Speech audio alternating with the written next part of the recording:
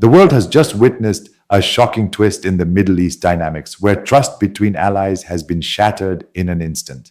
The blow Qatar received was unimaginable. They never anticipated being hit like this. Around 18 missiles were launched from Iran, primarily targeting American bases, which is the truth of the matter. However, as I mentioned earlier, some of these missiles were intercepted and a few landed in various locations without causing any casualties. It was a moment where fate seemed to intervene. At that time, I was closely watching Al Jazeera's coverage because the news was breaking rapidly across multiple channels. Reports started flooding in about explosions and blasts in Qatar, sending ripples of fear and disbelief across the region. Al Jazeera was visibly shocked. So was the Qatari government and administration. They never expected Iran, their supposed ally, to strike them like this. Some might argue, but the missiles were aimed at American bases. But here's the thing. Who funded and built those American bases? Qatar did. Qatar has always tried to position itself as a neutral country, maintaining partnerships with America while also balancing relations with other nations. Their strategy was simple: stay neutral, keep America happy, and do what America says. But this incident has exposed their vulnerability, revealing the fragility of their carefully crafted neutrality. Qatar has long been seen as a mediator, especially with groups like Hamas and other regional players. But now, Iran, the very country that once helped Qatar when Saudi Arabia and the UAE imposed sanctions during Trump's presidency, has turned against them. Back then, Iran provided essential supplies, and even India sent multiple aid flights to support Qatar during that blockade. Yet, despite this history of solidarity, Iran didn't hesitate to fire missiles toward Qatar, a move that has left the nation reeling and questioning its alliances. What's even more telling is that America had warned Qatar roughly 12 hours before the attack, issuing advisories not just to Qatar, but also to Saudi Arabia and other nations. They were told to stay indoors, avoid roads, and secure their aircraft in bunkers. America knew an attack was coming. This suggests that there were back-channel communications between the US and Iran, likely leading to Iran's decision to avoid direct strikes on American assets. Instead, they targeted Qatar, a move that has left the Qatari leadership stunned and exposed the limits of their diplomatic balancing act. Qatar's leadership had assumed Iran would never do this. They saw Iran as a reliable partner, especially after Iran supported them during the blockade. But now the reality is clear. Iran has no permanent friends, only permanent interests. The Qatari Prime Minister's press conference with Lebanon's Prime Minister revealed just how shaken they were. Even Al Jazeera, which usually toes the government line, couldn't hide its shock. Reuters captured footage of a missile landing near their office. Imagine the humiliation of a nation known for its media influence facing such a public blow. Qatar's biggest mistake was believing Iran would never betray them. They thought they could play both sides, hosting American bases while maintaining close ties with Iran.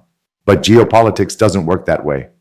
The moment Iran felt threatened, they didn't hesitate to strike, even if it meant hitting a supposed ally.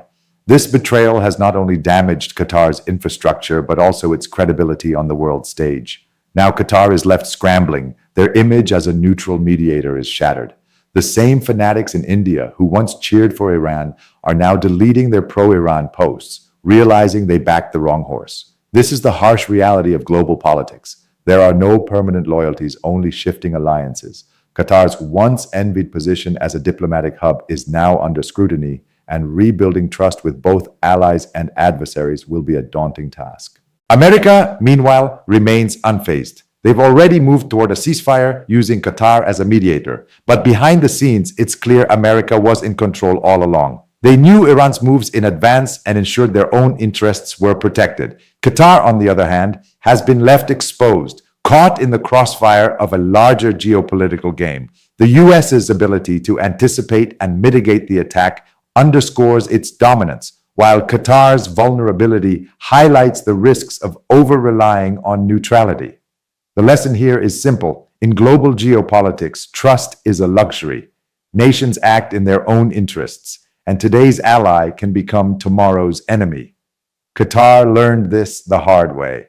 And for those in India who blindly support one side or the other, this should be a wake-up call. Real-world politics is far more complex than social media fanaticism. The simplistic narratives peddled online crumble under the weight of reality, where every decision carries consequences. The days ahead will show how Qatar recovers from this betrayal. But one thing is certain, their relationship with Iran will never be the same. And for the rest of the world watching, it's another reminder that in the game of power, there are no permanent friends, only permanent consequences. Qatar's path forward will require not just rebuilding physical damage, but also restoring its diplomatic credibility, a process that could take years. To give you a fuller picture, let's consider the broader implications of this event. Qatar's role as a mediator in conflicts, from Afghanistan to Gaza, has been a cornerstone of its foreign policy. Hosting peace talks and facilitating negotiations earned it global respect, but this attack undermines that legacy. Other nations may now hesitate to trust Qatar as a neutral party, fearing it's too entangled in regional rivalries. This could shift the balance of diplomacy in the Middle East, with countries like Turkey or the UAE stepping in to fill the void. The ripple effects of Iran's actions extend beyond Qatar, reshaping alliances across the region. Another angle to explore is the human impact. While no casualties were reported, the psychological toll on Qatar's residents must be immense. Imagine living in a nation known for its safety and wealth, only to hear explosions nearby. The sense of security that Qataris and expatriates alike have taken for granted has been shaken. Social media footage showed residents rushing to shelters, a stark contrast to Doha's usual calm.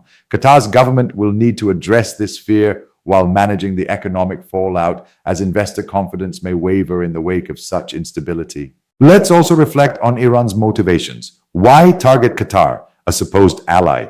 Iran's leadership likely saw Qatar's hosting of American bases as a direct threat, especially amid heightened tensions.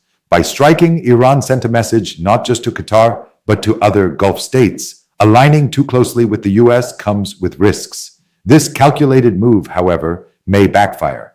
Iran's already strained relations with Arab neighbors could deteriorate further, isolating it at a time when it needs regional support. The Middle East is a chessboard, and Iran's bold play has left it vulnerable to countermoves. As we close, I want to emphasize that this incident is a stark reminder of the fragility of alliances. Qatar's experience shows us that even the most careful diplomacy can unravel when self-interest takes over. The world is watching to see how Qatar navigates this crisis, and the choices it makes will shape its future. In my next video, we'll dive deeper into the regional fallout and what it means for global stability. For now, let's hope for a world where dialogue triumphs over betrayal and where nations learn from the high cost of broken trust.